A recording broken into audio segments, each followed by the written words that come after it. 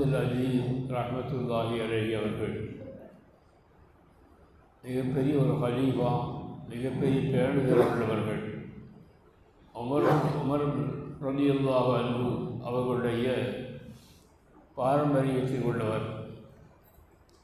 அவர்கள் சட்ட வல்லுநர்கள் ஆய்வுகளை எல்லாம் ஒரு சபையிலே ஒன்று கூட்டி மரணத்தை பற்றியும் மறுமையை பற்றியும் அவர்கள் அப்படி பேசுவார்கள்.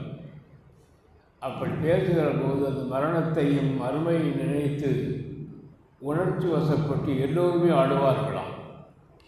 எந்த அளவுக்கு அழுது துடிப்பார்கள் என்றால் ஜனாசாவே எழுந்து விடுமா, ஒரு மையத்தை ஏற்பட்டுவிடும். அந்த அளவுக்கு அவர்கள் அதை நினைத்து ரொம்ப அழுவார்கள். ஒரு நாள் அன்று அவர்களுடைய அடிமை பெண் அவர் ஒரு செய்தியை சொன்னார். எஜமானவர்களே, நான் ஒரு கனவு கண்டேன். அந்த கனவில் நரகத்தின் மீது சிராத்து முஸ்தகிம் பாலம் போடப்பட்டிருக்கிறது. அதில் பலரும் கடந்து செல்கிறார்கள். நிறைய பேர்களை அப்படி கடந்து செல்கிற போது அந்த நரகம் தன்பால் பிடித்து கொள்கிறது. இந்த நிலையில் உங்களை அங்கே கொண்டு வர பார்த்தேன் என்று ஒரு வார்த்தையை சொன்னாள்.